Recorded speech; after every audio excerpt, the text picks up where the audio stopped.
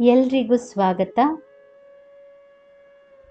ಸುಮಾರು 12 ವರ್ಷಗಳ ನಂತರ ಸೂರ್ಯ ಮತ್ತು ಗುರು ಮೇಷರಾಶಿಯಲ್ಲಿ ಭೇಟಿಯಾಗಲಿದ್ದಾರೆ. ಪರಿಣಾಮವಾಗಿ 3 ರಾಶಿಚಕ್ರ ಚಿಹ್ನೆಗಳ ಜನರಿಗೆ ಬಹಳ ಲಾಭವಿದೆ. ಈ ಸಂಯೋಗದಿಂದ ಯಾವ ರಾಶಿಯವರಿಗೆ ಏನು ಪ್ರಯೋಜನ ನೋಡೋಣ.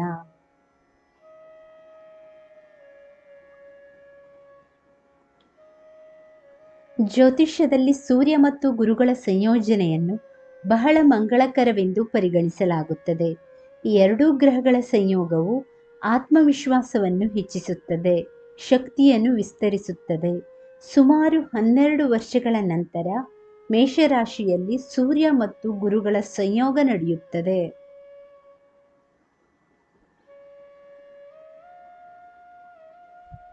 ಸೂರ್ಯನು ತಿಂಗಳಿಗೊಮ್ಮೆ ತನ್ನ ರಾಶಿಚಕ್ರವನ್ನು ಬದಲಾಯಿಸುತ್ತಾನೆ.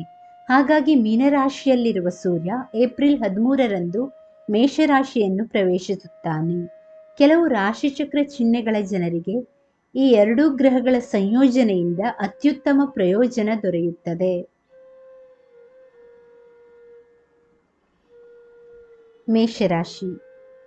ಮೇಷರಾಶಿಯಲ್ಲಿ ಸೂರ್ಯ ಮತ್ತು ಗುರು ಗ್ರಹಗಳ ಸಂಯೋಗವು ಶುಭಕರವಾಗಿದೆ. ಈ ಸಮಯದಲ್ಲಿ ನೀವು ಆತ್ಮವಿಶ್ವಾಸ ಹೊಂದಲಿದ್ದೀರಿ. ಪ್ರತಿಯೊಂದು ಪ್ರಯತ್ನದಲ್ಲೂ ಯಶಸ್ಸು ನಿಮ್ಮದಾಗಲಿದೆ. ವಿದ್ಯಾರ್ಥಿಗಳಿಗೆ ಈ ಸಮಯ ಅನುಕೂಲಕರವಾಗಿದೆ. ಸ್ಪರ್ಧಾತ್ಮಕ ಪರೀಕ್ಷೆಗಳನ್ನು ಬರೆಯುವವರು ಉತ್ತಮ ಯಶಸ್ಸನ್ನು ಪಡೆಯುತ್ತಾರೆ.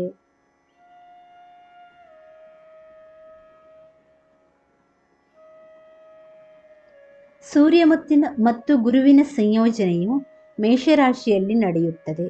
ಈ ರಾಶಿಚಕ್ರ ಚಿಹ್ನೆಗಳಿಗೆ ಇದು ಬಹಳ ಪ್ರಯೋಜನಕಾರಿಯಾಗಿದೆ. ಈ ಗ್ರಹಗಳ ಸಂಯೋಜನೆಯು ವೃತ್ತಿ ಜೀವನದಲ್ಲಿ ಪ್ರಗತಿಯನ್ನು ತರುತ್ತದೆ. ಪ್ರೇಮ ಜೀವನ ಇನ್ನಷ್ಟು ಎತ್ತರಕ್ಕೆ ಏರಲಿದೆ. ನಿಮ್ಮ ಮತ್ತು ನಿಮ್ಮ ಸಂಗಾತಿಯ ನಡುವಿನ ಬಾಂಧವ್ಯ ಬಲವಾಗಿರುತ್ತದೆ. ಹಣಕಾಸಿನ ಪರಿಸ್ಥಿತಿಗಳು ಉತ್ತಮವಾಗಿವೆ. ಜನ್ಮ ಕುಂಡಲಿಯಲ್ಲಿ ಗುರುವಿನ ಸ್ಥಾನ ಬಲವಾಗಿದ್ದರೆ ಒಬ್ಬರು ಆಧ್ಯಾತ್ಮಿಕ ಮತ್ತು ಧಾರ್ಮಿಕ ಚಟುವಟಿಕೆಗಳಲ್ಲಿ ಸಕ್ರಿಯವಾಗಿ ಭಾಗವಹಿಸುತ್ತಾರೆ.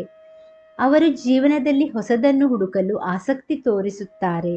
ಹೊಸ ಜನರನ್ನು ಭೇಟಿಯಾಗುವ ಅವಕಾಶವಿದೆ. ಆತ್ಮವಿಶ್ವಾಸ ಹೆಚ್ಚಾಗುತ್ತದೆ. ಎಲ್ಲ ಆಸೆಗಳು ಈಡೇರುತ್ತವೆ. ಮದುವೆಯ ಪ್ರಸ್ತಾಪಗಳು ಬರಲಿವೆ.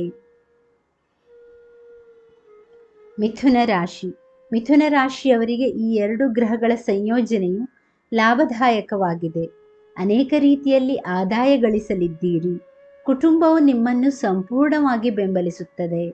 ವೃತ್ತಿಯಲ್ಲಿ ಕೌಶಲ್ಯಗಳನ್ನು ಗಳಿಸಿದ್ದೀರಿ. ಸಂಗಾತಿಯೊಂದಿಗಿನ ಸಂಬಂಧ ಸುಧಾರಿಸುತ್ತದೆ.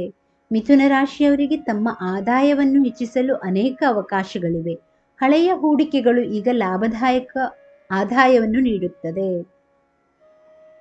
ಸಿಂಹರಾಶಿ. ಆತ್ಮವಿಶ್ವಾಸ ಸುಧಾರಿಸುತ್ತದೆ.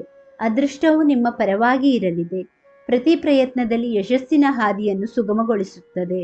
ಸೂರ್ಯ ಮತ್ತು ಗುರುವಿನ ಸಂಯೋಗವು ಸಿಂಹರಾಶಿಯ 9ನೇ ಮನೆಯಲ್ಲಿ ನಡೆಯುತ್ತದೆ. ಈ ಅವಧಿಯಲ್ಲಿ ಸ್ಥಗಿತಗೊಂಡ ಎಲ್ಲ ಕಾಮಗಾರಿಗಳನ್ನು ಪೂರ್ಣಗೊಳಿಸಲಾಗುವುದು. ನೀವು ಜೀವನದ ಅನೇಕ ಕ್ಷೇತ್ರಗಳಲ್ಲಿ ಯಶಸ್ವಿಯಾಗುತ್ತೀರಿ. ಪ್ರವಾಸ ಹೋಗುವ ಸಾಧ್ಯತೆ ಇದೆ. ವಿದೇಶಕ್ಕೆ ಹೋಗಲು ಬಯಸುವವರಿಗೆ ಸಮಯ ಅನುಕೂಲಕರವಾಗಿದೆ. ಈ ಸಮಯದಲ್ಲಿ ನೀವು ಸಂತೋಷ ಮತ್ತು ಸಂತೃಪ್ತರಾಗಿ ಕಾಣಲಿದ್ದೀರಿ. ಸ್ಪರ್ಧಾತ್ಮಕ ಪರೀಕ್ಷೆ ಬರೆದವರು ಉತ್ತೀರ್ಣರಾಗುತ್ತಾರೆ.